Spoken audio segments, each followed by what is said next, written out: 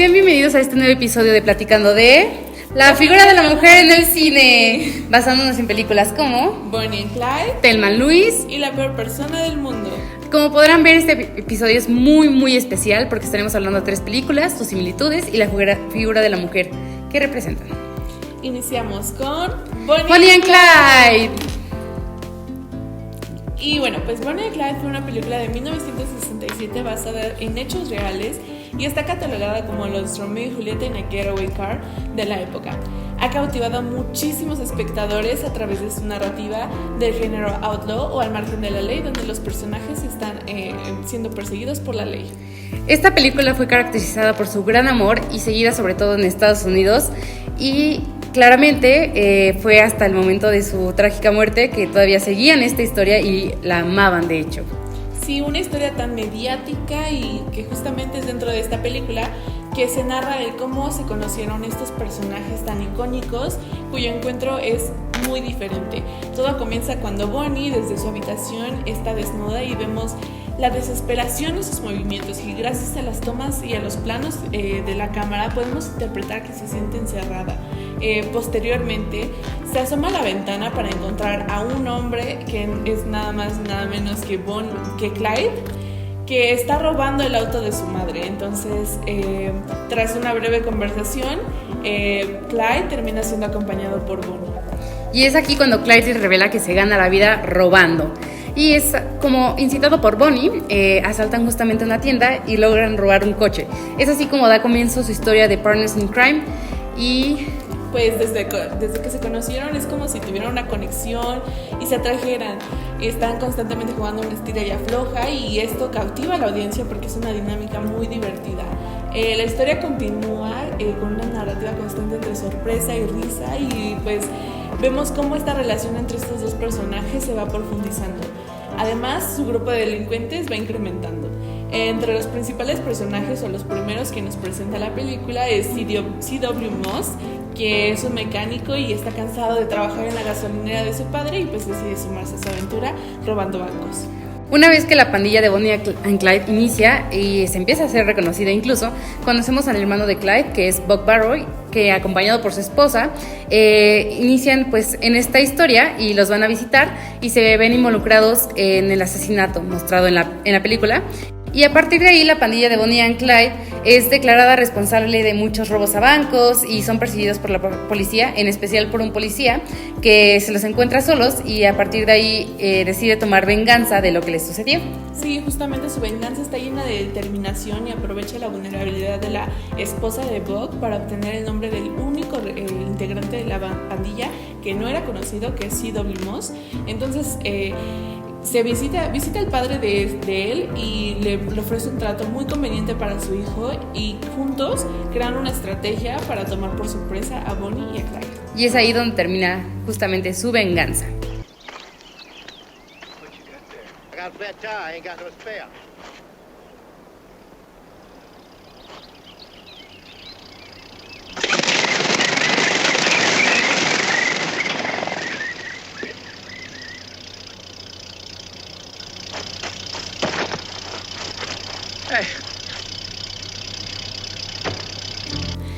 Y ahora, para seguir con esta línea, vamos a hablar de Thelma and Louise, una película de 1991 dirigida por el director Ridley Scott, quien es conocido por películas como Blade Runner, House of Gucci, Alien, Gladiador, Hannibal, entre muchas otras películas. En este caso, la película Thelma and Louise es un claro ejemplo del género road movie. Este género se caracteriza son películas de viajes, donde se renuncia a la vida sedentaria y normalmente inicia en un punto A y lo lleva a un punto B al personaje, como esto ocurre en esta película. Y a lo largo de los planos, el largometraje mantiene su paleta de color y sus elementos. La verdad es una película muy hermosa de ver visualmente, y además es protagonizada por Geena Davis, que en su momento era una actriz que estaba empezando en el medio, y también por Susan Sarandon, una actriz que siempre ha sido activista y se caracteriza por nunca quedarse callada las cosas. Entonces, gracias a sus actuaciones nos permiten acompañarlas en su desarrollo de personajes y de la historia. Y pues desde el inicio vemos un viaje del héroe muy marcado, donde encontramos a los protagonistas en su mundo ordinario Thelma se dedica al hogar y a atender a su esposo, mientras que Lois trabaja en una cafetería, pero es un poco más descabellada.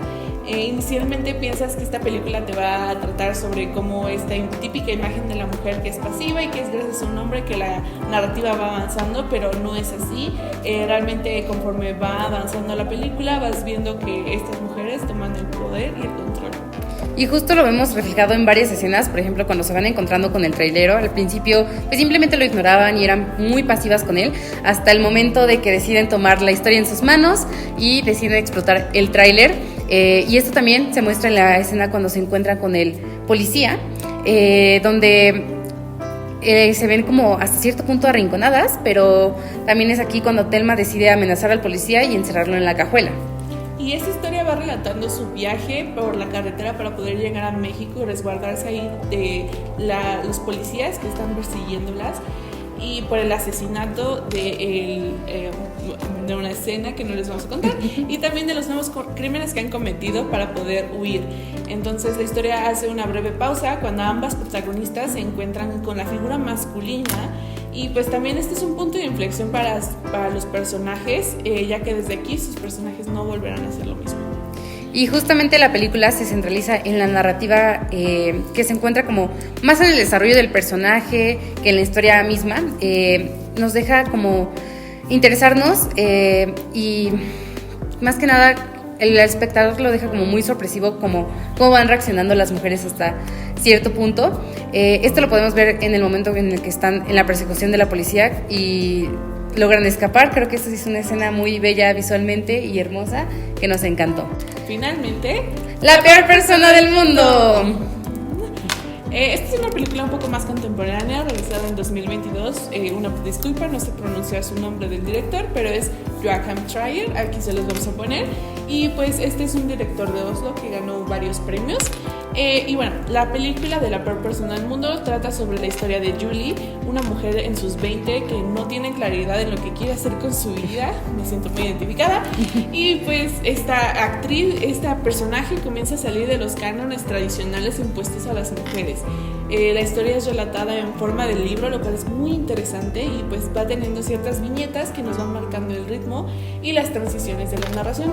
En este sentido, la historia comienza en el momento en el que la protagonista explica el cómo se siente. Justamente los primeros minutos de la película narran y contextualizan la vida de Julie, mostrándonos el momento en el que decide dejar su primera versión de ella estudiando anatomía a pasar a estudiar psicología. En este punto podemos darnos cuenta que la protagonista está buscando una forma de salir de aquellos estándares de su vida, de lo que tenía que ser, y queriendo romper las reglas y el status quo, ¿no? Sí, pero es justo cuando su vida comienza a tomar una nueva estabilidad que decide cambiar nuevamente su rumbo. A partir de aquí vamos conociendo a los personajes secundarios que van a acompañar la historia del largometraje. Tenemos a Axel, quien será el novio con el que pase más tiempo Julie, y que representará la inflexión del personaje, siendo que nos muestra su desarrollo como pareja, a la par que vemos que nuevamente, al tener una estabilidad, decide buscar algo que la saque de su rutina, y dando pie a un personaje nuevo y muy importante para la narrativa. Y posteriormente, en el midpoint, vemos que tras el primer quiebre de la relación con Axel y Julie, ella decide terminar la relación ya definitivamente, y la estabilidad mostrada de Axel es lo que nos hace querer salir de la vida en la que se encuentran. Pues fue como muy... Y el momento en el que pareciera que sienten que la pareja sobrepasa su libertad, es justamente que por eso terminan. Entonces comienza con su nueva vida y se reencuentra con Eivin, con el que había conocido en ese entonces. Cuando las cosas comienzan a tomar cierta rutina en su relación con Eivin, ve a Axel en la televisión en una entrevista, y después se encuentra con un amigo de él que le confiesa que Axel tiene cáncer, y esto la deja muy consternada. Entonces empezamos con el penúltimo capítulo de la película, donde ella piensa que está embarazada, y al haber sido un punto de discusión con Axel, decide contárselo, y entonces lo va a ver, y con esto en mente ella decide contarle a Eivin y pedirle un tiempo, mismo que comparte con Axel en sus últimos días. Es así como la historia termina al fin con Eivin, con su nueva esposa y con su hijo. Y entonces nos muestran a Julie, que terminó dedicándose a la fotografía y en su escritorio, dejándonos con una sensación de respiro, y sin duda fue una narrativa diferente para una comedia dramática donde el final feliz no es como el que siempre nos han planeado, pero nos quedamos satisfechos hasta cierto punto. Y eso sería todo. Ahora, conclusiones. Ahora, como se darán cuenta, en las 3 películas que presentamos el día de hoy, existen protagonistas mujeres que representan de diferentes feminidades. Van desarrollándose y mostrándonos la interseccionalidad que existe entre las mujeres. Por un lado tenemos a Blanche, que es un ejemplo de una mujer muy miedosa, frágil y que depende mucho de una figura masculina, que en este caso era su esposo. Y por otro lado tenemos una mujer hasta cierto punto clásica, pero que también representa como lo arriesgado y la rebeldía, que justamente es Bonnie.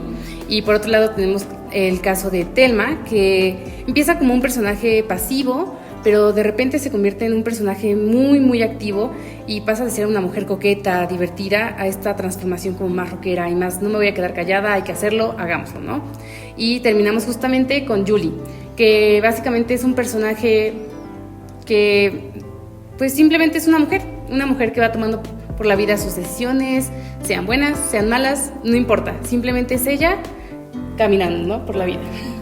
Justamente, y pues de hecho cuando mencionabas esto de las mujeres rebeldes, pues justamente hay un libro que habla sobre este tema, y es un libro escrito por Robert Stamp llamado A Film Theory and Introduction.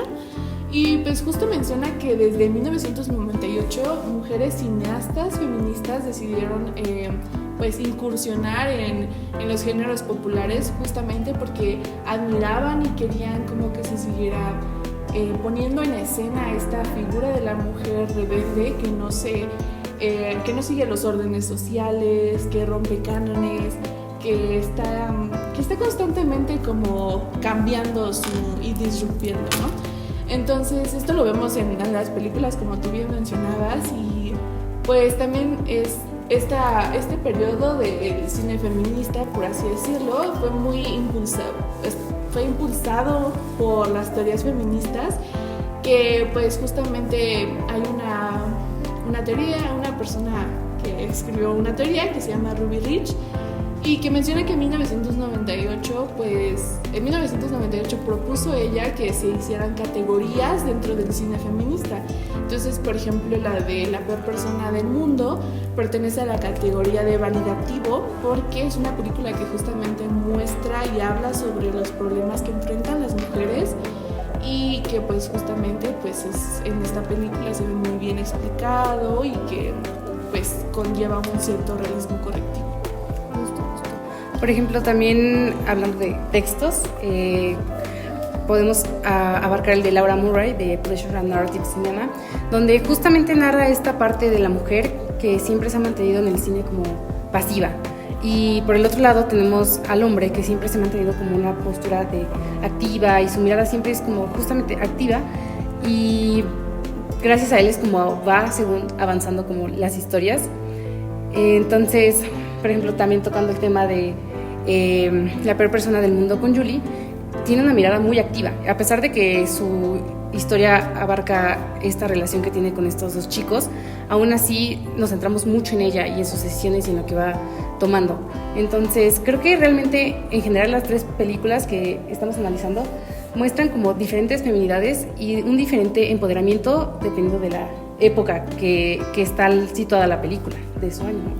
Sí, justamente, y de la mano con la transición de la época, hay justamente un documental que se llama Brainwash Sex Camera Power, de Nina Menken, es del 2022, que justamente nos habla sobre cómo a lo largo del tiempo se han hecho ciertas tomas que dan y que influyen en la mirada del espectador, y que justamente están hechas desde la mirada del hombre. Ella lo menciona como The Male Gaze, y que justamente podemos ver en Bonnie and Clyde. Creo que es una buena punto de comparación, Bonnie and Clyde y La peor persona del mundo, porque en Bonnie and Clyde tenemos la escena inicial donde está Bonnie desnuda, y justamente muchas de las tomas pues son enfocadas en su cuerpo, ¿no?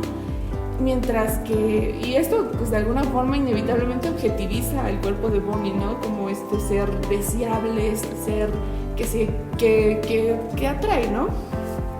Y por otro lado tenemos en la película de la peor persona del mundo, donde Julie ya no se hacen tantas tomas así, donde por ejemplo se empieza a dar de sus pies hacia su cabeza y se hacen enfoques y cosas así, ¿no? O sea, es un encuadre que resalta más el cuerpo de la mujer, y esto ya no pasa en la peor persona del mundo, y creo que eso también es un punto de comparación muy importante. Creo que justamente depende mucho del trabajo del cineasta el que va llevando, ¿no? Porque justamente dependiendo de cómo hagan la toma, de cómo enfaticen el cuerpo, se da a entender un concepto muy diferente. Puedes ver el cuerpo de una mujer desnuda, pero simplemente es la toma y ya, pero hay otras tomas donde justamente se sexualiza y se toma a la mujer como un objeto. Y pues sí, o sea, mientras tanto tenemos este otro comparativo donde simplemente se explora.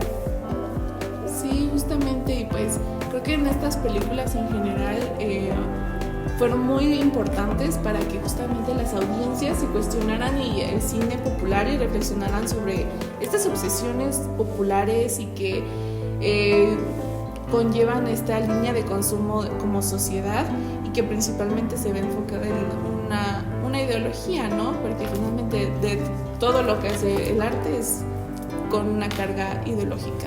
Creo que al final es increíble el poder que tienen estas películas, pero justamente no llegan a todos tipos de públicos. Y tenemos esta cara de Marvel, por ejemplo, que justamente busca que las mujeres sean muy voluptuosas, que sean muy atractivas, muy sexys peleando, y van siempre por esa línea. Y justamente las taquillas siempre están llenas de esas películas, o sea, toda la cartelera siempre, cuando se estrena una película, todos los horarios están para ellos. Y al contrario de una película de este tipo, que yo vi que, por ejemplo, a la peor persona del mundo le llovieron muchos comentarios, y estuvo muy fuerte. Bueno, empezando por Bonnie and Clyde, pues básicamente, investigando mucho, no encontramos nada sobre su estreno, y específicamente buscando en Toluca, no había absolutamente nada de información sobre si se estrenó un día, si se estrenó posteriormente, absolutamente nada. Y a nivel México tampoco encontramos información al respecto, y por el momento solamente sabemos que la película se encuentra disponible en Apple TV y en Amazon Prime. Y bueno, respecto a los premios que ha ganado, esta película fue nominada a 10 premios Oscar durante 1968, incluyendo Mejor Película y Mejor Director. Ganó como Mejor Actriz de Reparto y Mejor Fotografía. Entonces realmente fue una película bastante buena, pero que nunca llegó a Toluca. Entonces posiblemente el país no estaba listo para verla en ese momento, y más porque no existieron a lo mejor noticias al respecto de la historia de Bonnie and Clyde. Pero también prosiguiendo con la siguiente película de Thelma Louise, esta sí se alcanzó a estrenar, justamente fue el 18 de octubre de 1991 en el Cine Gemelos, y duró cerca de 5 días en cartelera con 3 diferentes horarios. Y bueno, esta película tuvo 6 nominaciones en los premios Oscar, de las cuales ganó Mejor Guión Original. También estuvo nominada como Mejor Actriz, ambas actrices, y Mejor Dirección. Asimismo, en 2017 en Veracruz se volvió a estrenar la película en la Cineteca de Mérida. Y terminando con La Peor Persona del Mundo, esta llegó a cines de arte en Cinépolis y Cinemex el 17 de marzo del 2022, justamente el año pasado, y solamente duró una semana en cartelera. La verdad es que vimos como mucha difusión en TikTok, en redes sociales, pero duró muy poquito, entonces realmente no llegó como a muchas personas y no tuvo suficiente audiencia para que siguiera otra semana más en cartelera. Asimismo estuvo nominada como Mejor Película Internacional y como Mejor Guión Original en 2022 en los premios Oscar. Realmente estas películas son muy buenas y se las recomendamos ver. Están disponibles en varias plataformas, entonces véanlas lo antes posible. Y bueno, pónganos en los comentarios qué opinan de ella. Y no olviden seguirnos en nuestra cuenta de YouTube, aquí está. Los invitamos a seguir y a seguir viendo nuestros videos en nuestro canal. Muchas gracias. Nos vemos en el siguiente video. Bye.